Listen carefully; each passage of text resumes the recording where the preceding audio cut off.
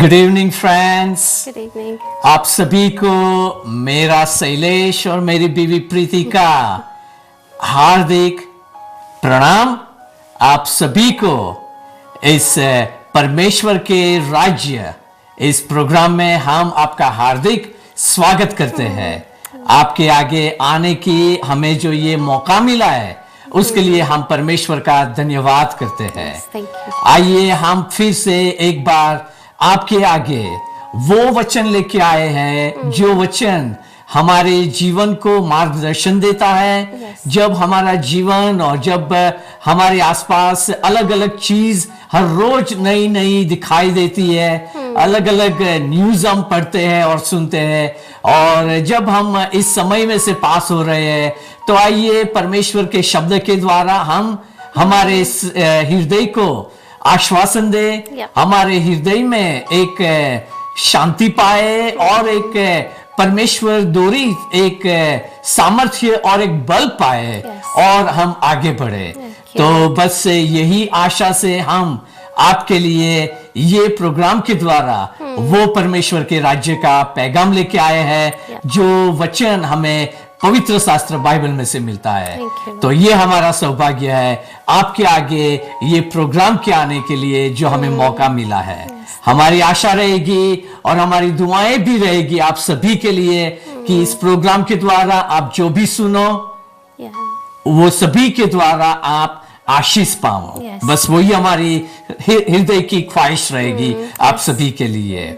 हम मैं और प्रीति आने से पहले हम घर पे दुआएं करते हैं आप सभी के लिए और विशेष प्रार्थना करते हैं कि परमेश्वर क्या संदेश आप सभी के लिए तैयार किया है, क्या परमेश्वर आप सभी के साथ बात करना चाहते हैं।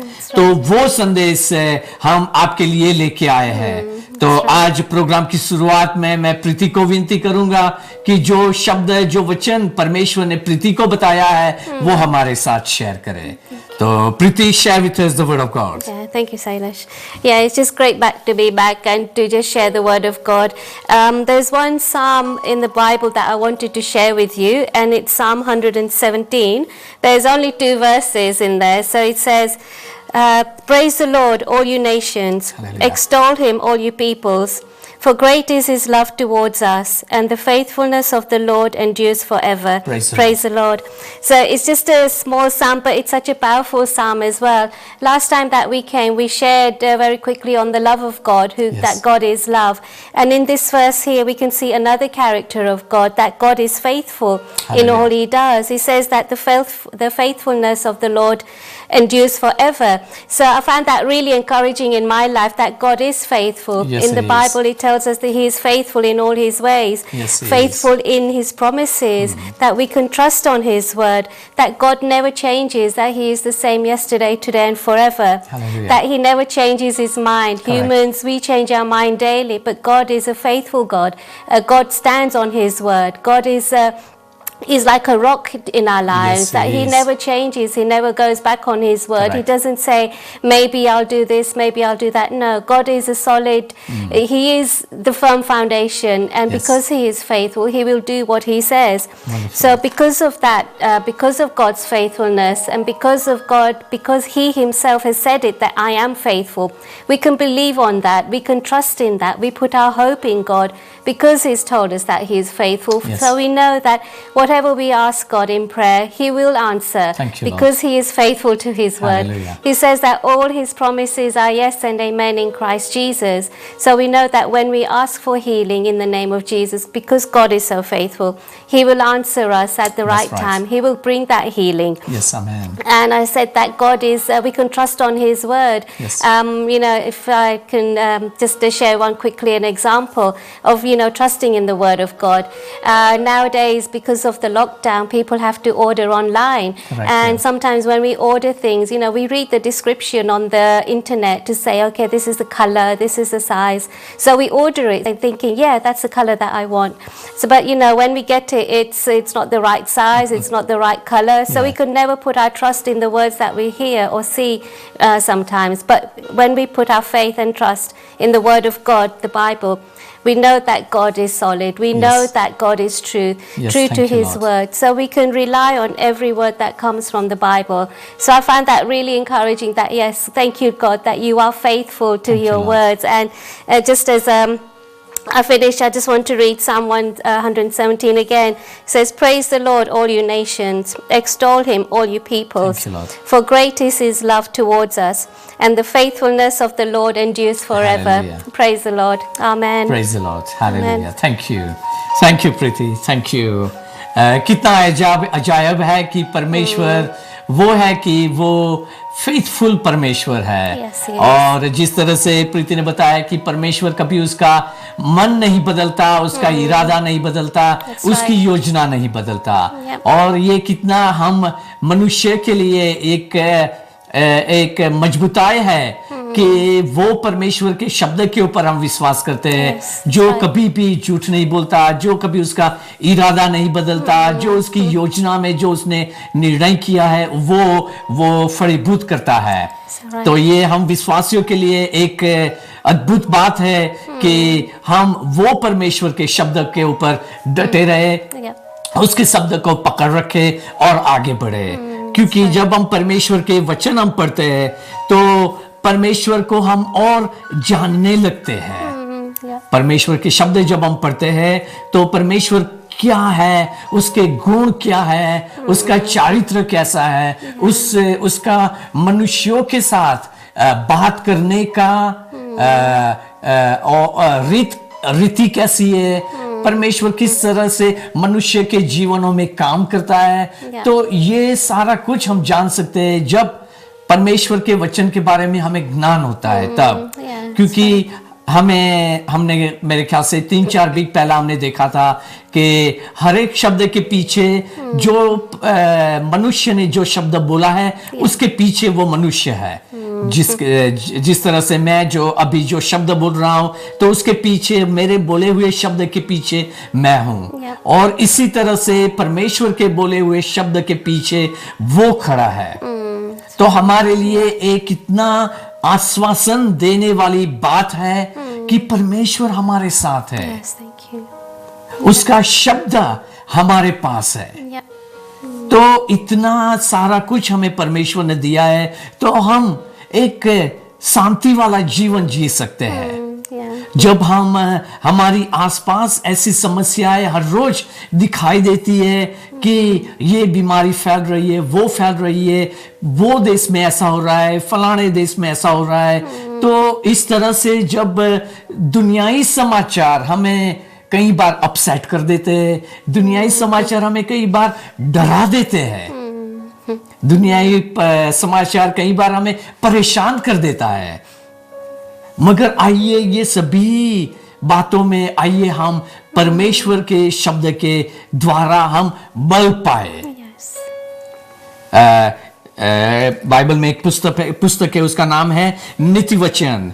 तो उसमें जब हम देखते हैं तो सारा नीति वचन उसमें मेरे ख्याल से 31 चैप्टर्स है। तो हर एक चैप्टर हमें इतनी सलाह, Yeah. सिखामण, बुद्धि और ज्ञान की बातें बताता है। और जब वो बुद्धि, जो ज्ञान, जो ढापण की बातें लेके उसको जान के जब हम जीवन जीते हैं Yeah. तो एक अच्छा सा, एक बढ़िया सा, Yeah.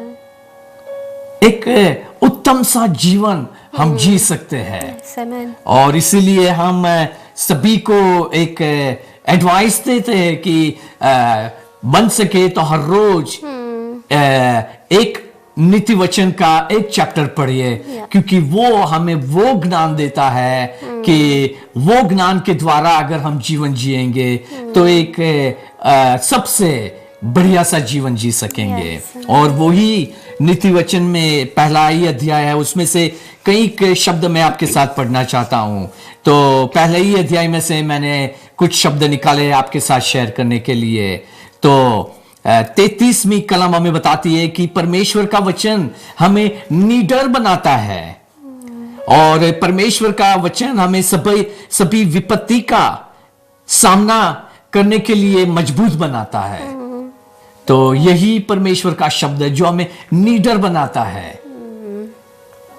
आगे जाते देखते हैं कि जब हम परमेश्वर को पुकारते हैं तो वो हमारी सुनता है। Thank you, Lord. और जब हम उसको पूरे हृदय से, पूरे यत्न के साथ जब हम उसको ढूंढते हैं, जब हम उसको खोजते हैं, तो जरूर से हम उसको पाते हैं। Thank you, Lord.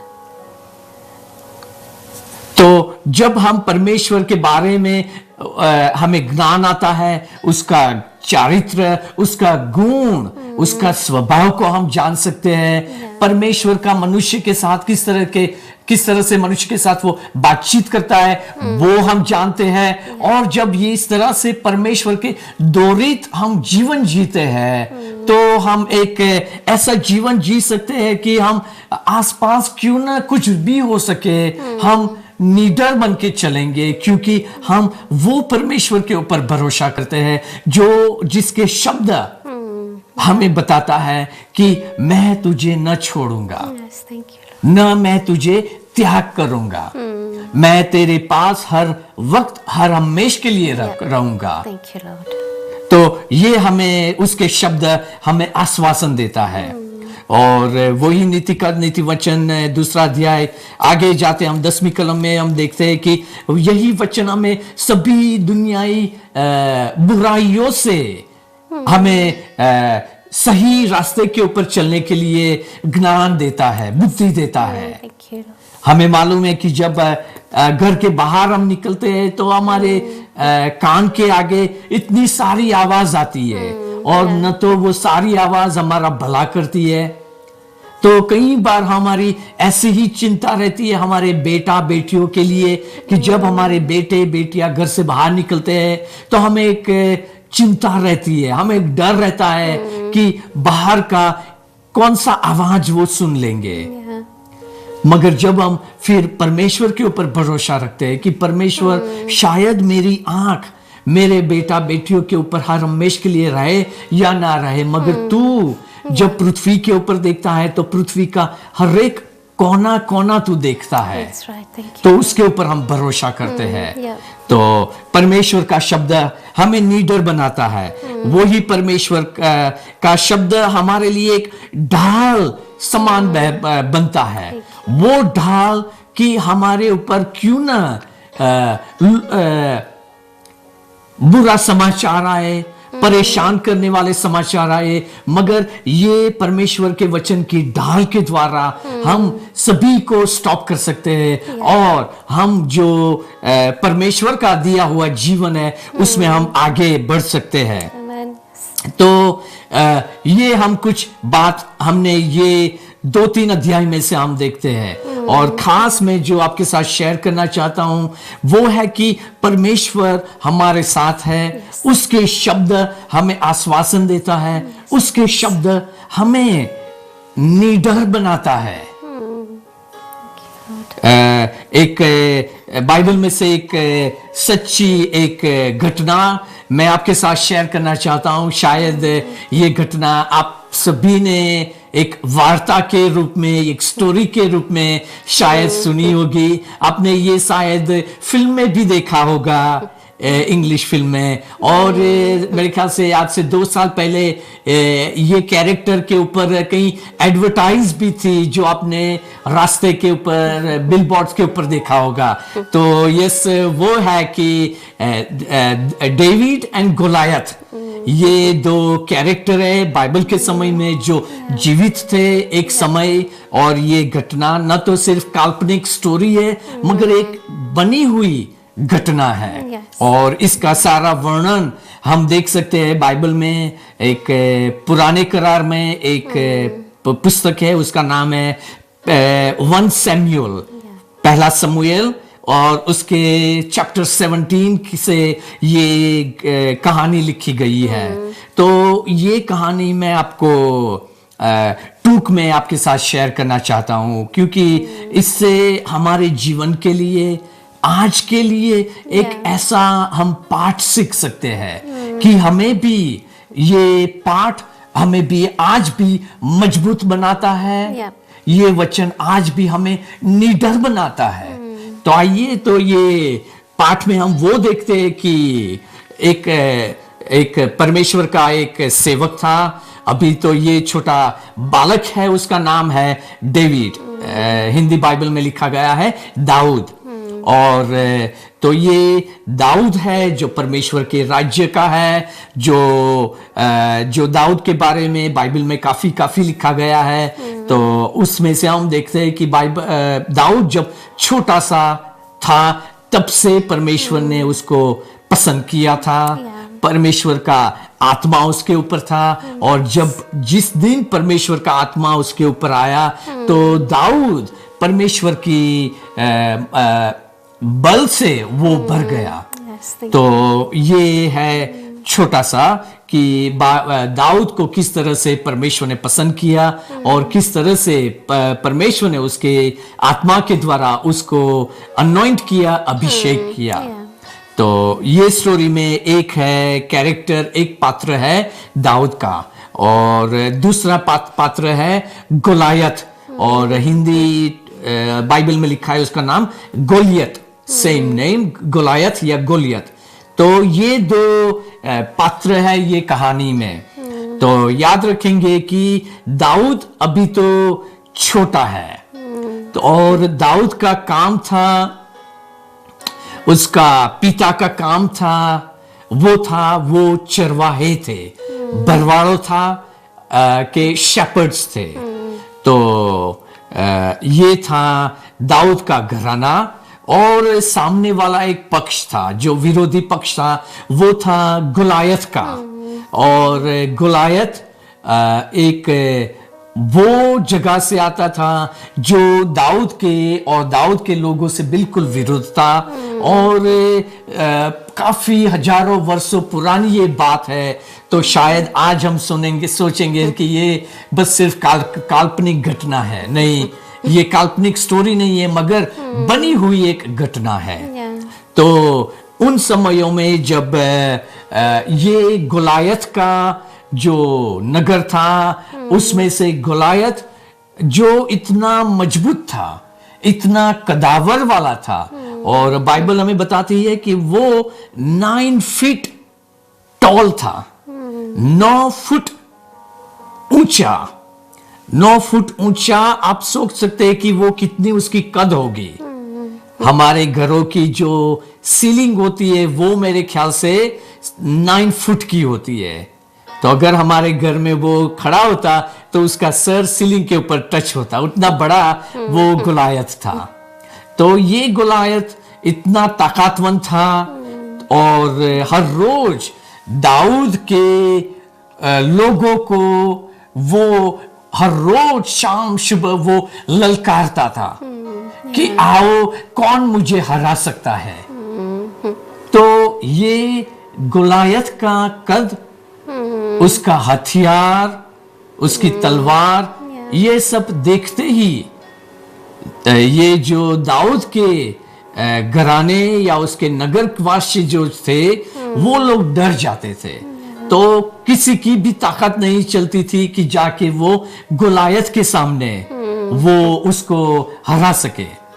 मगर एक दिन क्या हुआ कि दाऊद जो अभी तो छोटा है, उसको उसके पिता ने बोला कि बेटा, ये थोड़ा नाश्ता है, ये थोड़ा लंच है, तेरे 3 भाइयों जो लड़ाई के लिए, गोलायत के सामने लड़ाई के लिए जो हर रोज सुबह जाते हैं और वहां छावनी करके खड़े रहते हैं, मगर किसी की ताकत नहीं होती है कि आगे जाके वो लड़ाई करे, तो वो तेरे भाइयों के लिए ये खाना तू लेके जा। तो एक दिन ये दाऊद खाना लेके जाता है, और जब भी वो सीन पे आता है तो उसने क्या दृश्य देखा कि फिर वो गोलायत फिर से वो दाऊद के नगरवासियों को वो ललकारता था कि कौन मुझे हरा सकता है। तो ये आवाज दाऊद ने सुन ली, और दाऊद जो लड़का था वो बोलता है उसके तीनों भाइयों और उसके नगरवासियों को कि मैं जाऊंगा, मैं उसको हरा सकता हूं। ये सुन के दाऊद के लोग बोले कि तू तो अभी बच्चा है, तू तो अभी लड़का है, तू किस तरह से ये जायंट को हरा सकेगा। मगर दाऊद कहता है कि नहीं, मेरे पास परमेश्वर है। Yes. मैं जब खेत में भेड़ बकरियों को ध्यान रखता हूं, तो जब भी कोई सिंह या वरु या जंगली पशु आते हैं, तो मैं उसको भगा देता हूं, उसका सामना करता हूं। और मेरे भेड़ बकरियों को ध्यान रखता हूं। तो जरूर से मैं आज ये गोलायत है, उसको भी मैं हरा सकूंगा। तो फिर सभी ने बोला ओके दाऊद तू कहता है तो गो हैड। तो फिर दाऊद ये लड़ाई के लिए तैयार होता है। तो दाऊद सिर्फ उसकी थैली में एक गोफन, जिसको स्लिंग बोलते हैं, वो लेता है और 5 छोटा छोटा सा पत्थर लेके वो लड़ाई में जाता है। सामने जो गोलायत इतना बड़ा आदमी अपनी तलवार और सारा कुछ हथियार लेके आता है। तो ये देखते ही दाऊद को देखते गोलियत बोलता है और हंसने लगता है, क्या तू मुझे इससे हराएगा? मगर उस समय ध्यान से सुनिए कि दाऊद का उत्तर क्या था। दाऊद बोलता है कि मैं तेरे आगे, मैं तुझे हराऊंगा आज, जरूर से मैं तुझे आज हराऊंगा परमेश्वर के नाम से। और आगे जाते हम देखते हैं कि वही कहानी में लिखा है कि दाऊद ने एक छोटा सा पत्थर लिया और उसके द्वारा वो गोलायत को पाड़ा और हरा दिया। और उस दिन दाऊद की विजय होती है। तो ये टूक में मैंने आपको वो कहानी बताई। तो ये कहानी में से हम क्या सीख सकते हैं? वो सीख सकते हैं कि दाऊद ने उसकी ताकत, उसका बल परमेश्वर के द्वारा उसने प्राप्त किया। जब दाऊद ने परमेश्वर के बारे में वर्णन किया है, तो दाऊद बोलता है जीवित परमेश्वर। तो जीवित परमेश्वर, वो उसको रहस्य, वो रेवलेशन प्रकट हुआ। जरूर से दाऊद का वो परमेश्वर के साथ इतना निकट का सा संबंध था। हमारे साथ भी ये एक ऑप्शन है। अगर हम भी परमेश्वर के साथ इतना निकटता से हमारा जीवन होगा, तो हम भी एक जीवित परमेश्वर की रूप में हम उसको हर रोज हम देख सकेंगे और हम उसके साथ चल सकेंगे। तो और क्या देखते हैं दाऊद के कैरेक्टर में से कि जब वो छोटा था, उसको जो भी काम दिया गया वो पूरे दिल से, पूरे मन से, पूरी ताकत से वो वफादार था और वो काम करता था। आइए हम भी जो भी काम इस पृथ्वी पे हम जो भी करें, पूरे दिल से और पूरी वफादारी से करें। तीसरा क्या हम देख सकते हैं कि दाऊद का हथियार कोई भी नहीं था, सिर्फ परमेश्वर का कलाम, परमेश्वर का शब्द। तो आज हमारे साथ भी अगर परमेश्वर का शब्द होगा, हमारे मुख के ऊपर उसका शब्द होगा, तो जरूर से दुनिया की हर एक डराने वाली बातों को हम हरा सकेंगे और एक लीडर बनके हम आगे बढ़ सकेंगे। और बाइबल में से एक पुस्तक है